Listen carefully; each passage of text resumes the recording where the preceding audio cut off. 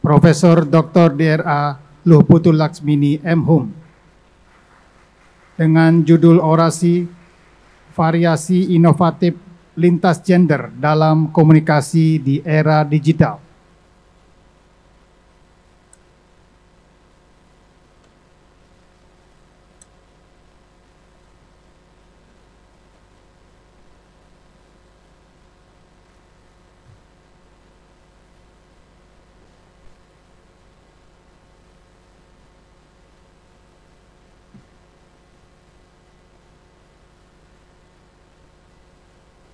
Yang terhormat Bapak Rektor Universitas Udayana beserta staf, Ketua Senat dan para anggota Senat Universitas Udayana, para guru besar Universitas Udayana, para undangan dan hadirin yang saya muliakan. Om Swastiastu, Assalamualaikum warahmatullahi wabarakatuh, salam, nama budaya, salam kebajikan, dan salam sejahtera bagi kita semua. Saya memanjatkan puja dan puji syukur kehadapan Ida Sang Hyang Widiwasa, Tuhan Yang Maha Esa, karena atas asung kerta warenugrahanya hari ini, Sabtu tanggal 1 Februari tahun 2025, kita dapat berkumpul bersama dalam keadaan sehat walafiat untuk mengikuti acara akademik dalam rangka pengukuhan guru besar tetap di Universitas Udayana. Orasi ilmiah saya berjudul Variasi Inovatif Lintas Gender dalam Komunikasi di Era Digital. Topik ini berangkat salah satunya dari asumsi bahwa perbedaan variasi bahasa perempuan dan laki-laki dihubungkan dengan perbedaan fisiologis, yaitu berdasarkan jenis kelamin dan dihubungkan dengan status sosial mereka sebagai perempuan atau laki-laki. Pandangan ini kemudian dihubungkan dengan dominasi laki-laki dalam komunikasi, sehingga memunculkan ideologi bahwa perempuan dan laki-laki termasuk ke dalam subkultur yang berbeda. Pandangan lain menyatakan bahwa bahasa digunakan diantaranya mencitrakan perempuan lemah, irasional, dihubungkan dengan aktivitas domestik, sedangkan laki-laki dicitrakan kuat, rasional, dan dihubungkan dengan aktivitas publik. Perempuan digambarkan tidak hanya menggunakan bentuk lebih sopan, tetapi juga menggunakan pelafalan dan bentuk yang lebih baku. Hasil-hasil penelitian yang belum memberikan pencitraan menguntungkan bagi perempuan memperoleh banyak tantangan dari peneliti bahasa dan pegiat perempuan.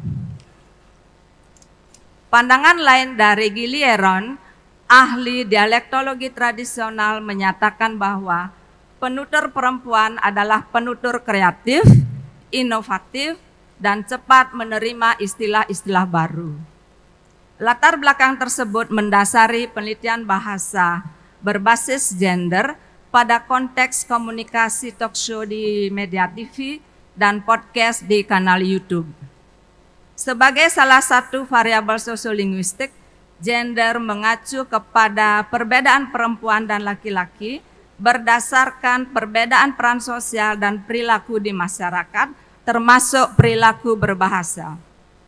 Gender bersifat dinamis sebagai hasil konstruksi sosial yang berhubungan dengan aspek sosial dan budaya dalam interaksi sosial seperti ideologi, pengalaman, pengetahuan, norma, etnik, pendidikan, keagamaan, institusi, dan struktur sosial masyarakat. Hadirin yang saya muliakan, hasil penelitian ini secara kualitatif menemukan bahwa partisipan perempuan dan laki-laki sama-sama menggunakan penanda linguistik yang sama, yaitu menggunakan partikel wacana, pembatas leksikal pengisi jeda, pertanyaan retoris, pronominal, alih kode, dan penanda gramatikal yang dikategorikan ke dalam 1. Penanda gramatikal baku seperti menggunakan bentuk baku dengar, ingin, tidak, dan lain sebagainya. Pronomina kata ganti bentuk hormat seperti saya dan Anda. Menggunakan variasi tidak baku seperti deh, dong, gitu kan? Gimana ya? Gitu kali.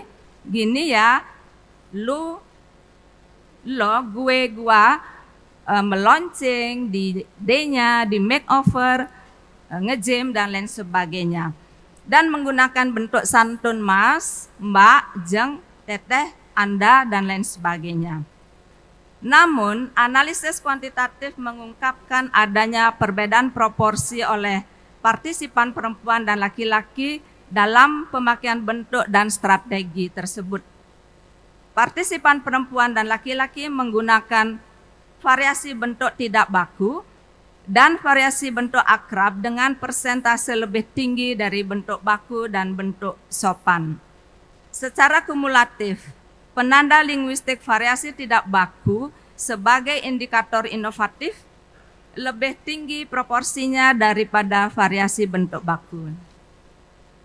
Secara teoritis, perbedaan distribusi tersebut mencerminkan kecenderungan inovasi gender dalam pemilihan variasi bentuk dan strategi berbahasa terkait konteks situasi yang dihubungkan dengan satu konteks sosial, misalnya peran dan status hubungan di antara penutur, apakah mereka memiliki hubungan akrab atau tidak akrab, apakah komunikasi terjadi antara atasan atau bawahan, juga dikaitkan dengan latar atau formalitas konteks, topik, fungsi, peran sosial, dan usia.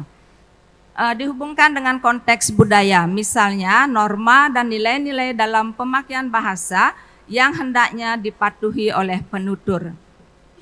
Konteks budaya kreatif, di mana penutur sebagai aktor sosial kreatif selalu berinovasi dalam tuturannya. Hadirin yang saya muliakan, hasil penelitian ini secara teoritis ya memiliki manfaat untuk mengungkap data empiris kualitatif dan kuantitatif bahwa bahasa bersifat dinamis karena bahasa bagian dari sistem budaya yang dinamis dan fleksibel mengalami perubahan perilaku berbahasa yang sejalan dengan kemajuan teknologi dan media sosial. Dinamika pemakaian variasi inovatif lintas gender di era digital mengekspresikan ideologi inovasi gender. Argumen untuk ideologi inovasi gender ini bertujuan untuk memberikan perspektif berbeda terhadap sikap dan kepercayaan stereotipe adanya perbedaan variasi bentuk dan strategi berbahasa yang dipandang berkorelasi dengan gender. Hadirin yang saya muliakan, simpulan yang dapat saya ambil dari penelitian terkait gender ini adalah partisipan perempuan dan laki-laki dalam berkomunikasi di podcast tidak saja cenderung menggunakan variasi bentuk tidak baku, tetapi juga cenderung menggunakan bentuk akrab daripada menggunakan bentuk baku dan bentuk hormat atau santun. Partisipan perempuan dan laki-laki menggunakan penanda linguistik yang sama dengan persentase yang berbeda. Ideologi inovasi gender adalah gambaran kritis ideologi yang tidak berhubungan dengan sikap, paham, dan kepercayaan terhadap perempuan dan laki-laki yang dihubungkan dengan bahasa. Hadirin yang saya muliakan, demikian orasi saya. Izinkan saya mengucapkan terima kasih kepada Kementerian Pendidikan Tinggi, Sains dan Teknologi, Rektor Universitas Udayana, Ketua dan anggota Senat Universitas Udayana atas kepercayaan yang diberikan kepada saya untuk mengemban jabatan akademik Guru Besar Universitas Udayana.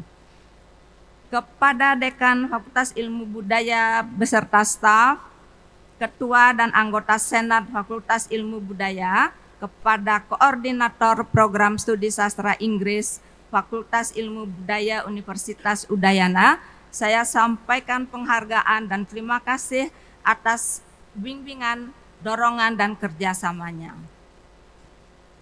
Kepada promotor disertasi saya, Profesor Dr. Andus Imade Swastra PhD, co-promotor Profesor Dr. Nilo Suciati Brata MA, Profesor Dr. Iwayan Pasrike MS, saya menyampaikan terima kasih yang tulus dan penghargaan yang tinggi atas bimbingan dan dorongan yang telah diberikan kepada saya selama menempuh pendidikan doktor ini.